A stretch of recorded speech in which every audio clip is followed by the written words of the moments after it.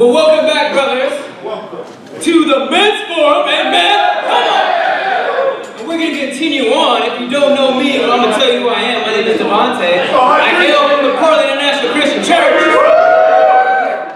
And today I have a very, very important message for you. You know, as men, God has given us a very powerful charge. And that is to lead, is it not? And so I'm going to give you a little story of this man, and I'm gonna let you look into this man's life. And this man, his name is Gideon. And we're gonna look and see exactly how Gideon was a bold leader for our God. Amen? Amen. Let's go, bro. So, you know, bold, looking at boldness, it means an ability to take risks, confidence, and courage. Whereas leadership is literally the action of leading people. Now we're going to keep these in mind as we look through Gideon, because it's going to be very important to look and to understand this, all right? So many people know Gideon for two very prominent things. You know, if you don't know, now you're going to know. But for one is that God charged him to go in the strength you have. Amen? We know Gideon as the man who was charged to go in the strength that he has. The other thing that he's known for is because he constantly asks God for reassurance of his calling, right? He's like, God, if this is really what you want me to do, wet this wool right here, but make everything else dry, and now do the opposite, make it dry, make everything else wet. You know, I just need to make sure. Like, I gotta be sure, guy. Gotta be sure. Can't do these signs, right? Well, I don't know about you, but I often to do that same thing too. But in Gideon's assurance, he actually did many great things for God. You know, he destroyed all the altars of Baal. He destroyed all the Asherah poles.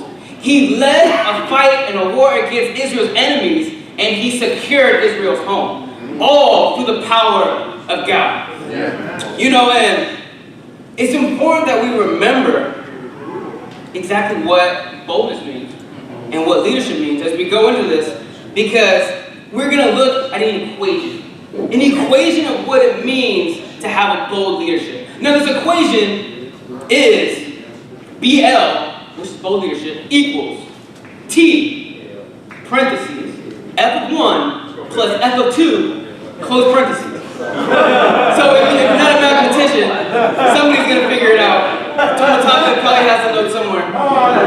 He's probably the most genius batsman I've ever known. But we're going to go through it real quick, because in 1 John chapter 5, verse 1 to 3, pretty much summarize what it teaches us is that to love God is to love God's people. You know, that we need to love his children, his chosen sons and daughters, whom he adopted through the gift of his Holy Spirit, which is each and every one of us here today. Now, today's equation deals with loving God's people. Amen. And we're going to look and see Gideon's leadership, not in just a sense of his love for God, but how his love for God caused him to love his people. So in Judges chapter 7, we're going to look and see an instance where Gideon is a true bold leader for his people. In verse 15 it says, when Gideon heard the dream and its interpretation, he worshipped God. He returned to the camp of Israel and called out, "Get up! The Lord has given the Midianite camp into your hands," dividing the 300 men into 3 companies. He placed trumpets and empty jars in the hands of all of them, with torches inside. "Watch me," he told them. "Follow my lead. When I get to the edge of the camp, do exactly as I do. When I and all who are with me blow our trumpets, then from all around the camp blow yours and shout, 'For the Lord and for Gideon.'" You see, here we have Gideon. He is waiting outside his camp because, as he is known for, he's waiting for another sign of God. And before he gives his charge, he's waiting for God to tell him this interpretation of a dream. But he hears it by 2 Midianites talking with each other. And because he heard the interpretation, he knew that he had to attack the camp. Amen? And then we hear this charge of how he is leading the men boldly. Now, if you know math, you know that you always have to start with what's inside the parentheses first. So we're going to start with F1 plus F of 2. F of 1 meaning forgive, and F of 2 meaning forget. So forgive and forget. Because in order to look and see what Gideon is doing with his people, we have to look and see who these 300 men are that he's leading.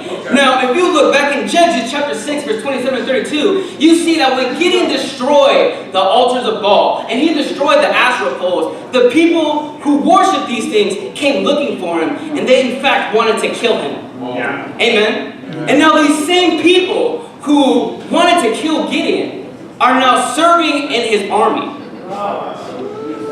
That's a pretty sketch situation. I mean, I don't know about you, but if I knew that people were trying to kill me and now I'm supposed to be fighting with them as brothers, I kind of have like my eyes behind my back, and I don't know about these guys. I don't know about them. But we know that it's a fact that Gideon's men were not always faithful to his leadership. Fact. The disciples that we lead are not always going to be faithful to our leadership. You know, I remember specifically in the teen ministry when we led a mess, and if you don't know what that is, it's pretty much an after-church lunch special. And we assigned everyone to everyone was assigned a different task, pretty much, just to make it run smoothly. Some people had to run the register, some people had to serve the food, some people had to put the plates together, etc., etc.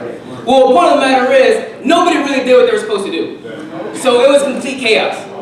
And to me, I was getting so frustrated and so angry in my heart that I pretty much did everything I could do by myself.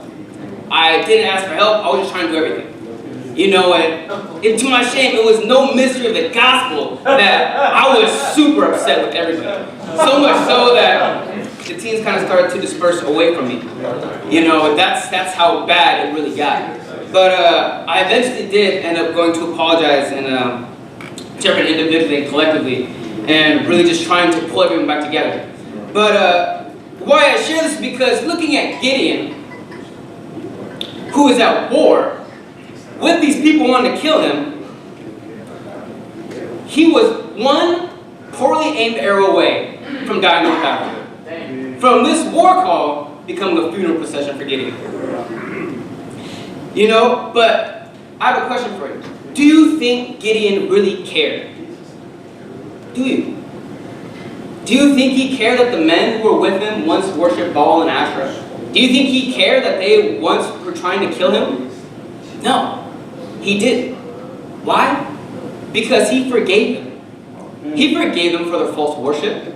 He forgave them for wanting to kill him and probably string him up somewhere. And this is so important that we learn how to forgive, especially when God has forgiven us. Jeremiah 31:34 teaches us that God forgives us and forgets everything that we have done. Come on, bro. Now, so important because as bold leaders, we need to take risks on our disciples because God has forgiven our sins. Yeah. So in turn, we need to forgive theirs. That's right. You know? And he trusted each and every one of them with specific duties. Very, very specific. And so if you didn't guess, what the T stands for is trust. You know, and so many of us here are fully capable to do whatever it is we've been asked. And I know for myself, when I get asked to do something, generally I do it all by myself. But why is this not good? It's because I'm not trusting the people around me to help me. You know, God really revealed in my heart how to see that, for one, I do not really trust people with a job. I don't trust that people are going to complete tasks or really give it their whole heart to see it through. You know, as a matter of fact, I actually believe that people will fail and believe that people will fail me. And so to protect my own self, protect my own heart, I oftentimes just do things myself. But there is no trust in that. There's no trust in God, that He has assigned each and every person in this room to us, and there is no trust that God is really going to work through the people that He is calling us to lead. You know, it is so very important that as bold leaders, we trust in our people. That as bold leaders, we are confident that they are seeking God with all of their heart. You know, and you're probably wondering how exactly this equation came about. And if you weren't before, you probably are now. But mathematically, whenever the word "and" is applied anywhere, that means addition. All right? So forgive and forget, F1 plus F2. Now, spiritually, to kind of sum things up, we need to solidify our convictions and our relationship with God so that we can truly be bold leaders for Him. We need to be unified with our brothers and sisters so that we can truly boldly lead them. And when we can achieve both of these things, there's nothing left to do but for God to multiply us. And to God be the glory.